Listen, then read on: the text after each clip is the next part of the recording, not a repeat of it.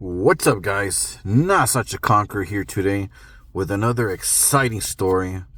So, if you've been following my channel, you've been seeing that I've been doing work with this book called The 13 Gates of the Necronomicon, which is a kind of like a, how can I say it?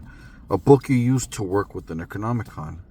Now, I know there's a lot of skeptics out there, various schools of thought, blah, blah, blah, blah. People are like, no, it's not a real book, etc., etc., etc. I've kind of explained in my previous post how there's concepts of thought forms and giving an object power over time. And, that's probably what happened. Well, that's something that might have happened to the Necronomicon. If H.P. Lovecraft wasn't actually getting downloads himself. I have another friend who's a very strong advocate for the Necronomicon, who kind of has like the same thoughts and beliefs that I do concerning that. That anything that's conceived, quote unquote, out of thin air is already in the astral plane, basically. And you're just, writing down information from the astral plane, But anyways, aside from that, the 13 Gates of the Necronomicon. Right. So today, I try to talk to the old Roman Emperor Constantine to kind of get more insight, right?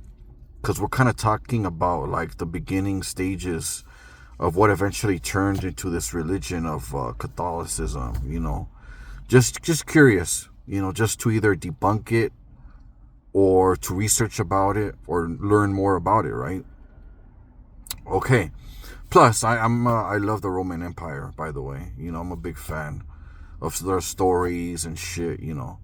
So, I did the whole method. I visualized the door opening to Necronomicon City.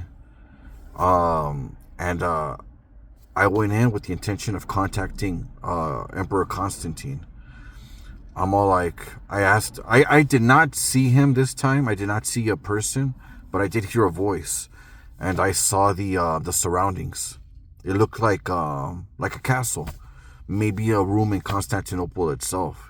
That's what it looked like. It looked like gray brick, and or stone. And I asked him, first off, thank you for being here. I'm all like, was I Roman in a past life? I heard no. Was your conversion to Christianity truthful or legitimate? He said no. Is the afterlife anything like you thought it was? Again, he said no. And I asked him, why was Constantinople allowed to finally fall to Mehmet or the Ottomans? He said it was a city in decline, decay, and weak leadership. So that was interesting. And I asked him, what is your opinion of the Vatican today? He said it is the most destructive force in the world. So that was interesting. And I finally asked him, do you have any advice for me? He said, do not listen to strangers or people who doubt you. He said, you know what you have in your heart and you are strong. And then I told him, thank you for answering my questions. And with that, I closed the gate, locked it, and that was that. Now, I don't confess to being this big time psychic or channeler or whatever. Because to be truthful, me doing these exercises is me learning how to be a little bit more confident in listening to my inner voice or the first thing that comes out of it, That's how this works. Some people actually do have the gift of right off the bat, I would say, how can I say it? I'm not going to say that what I did is not truthful because I'm learning how to have more confidence in that ability. It's just me slowly, being confident in that ability, So let's say it's for entertainment purposes only, just to have that disclaimer. I think it's interesting the results that we're getting. I'm going to keep on doing it. I'm going to try some other historical figures. And I'm glad that I got into this. A lot of magic is also imagination. If you don't have an imagination or belief, then your magic's really not going to work that much for you. I had someone comment yesterday when I was kind of defending the Necronomicon. They're like, do you have any proof of your theories? I'm all like, what kind of stupid fucking question is that?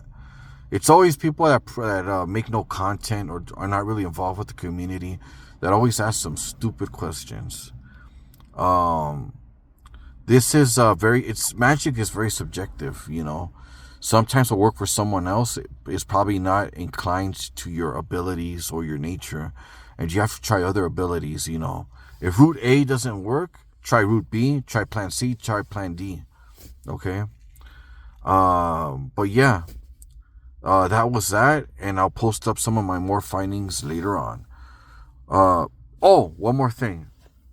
I've also been reading the Urilla text in the Necronomicon.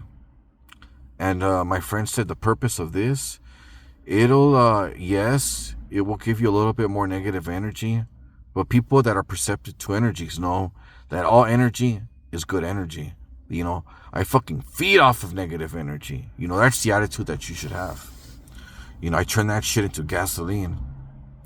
But he said that, it'll help you with your abilities.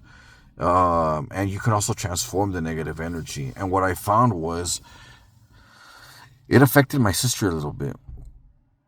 Poor thing had nightmares the whole night. She couldn't sleep. Because this isn't for everyone. These chaotic energies are not for everyone. What they say about the Necronomicon is true. Some people will go crazy. And the poor thing, yeah, this isn't for her. But anyways, I just wanted to talk about that a little bit. But anyways, thank you for following my YouTube. Thank you for following my TikTok. Peace.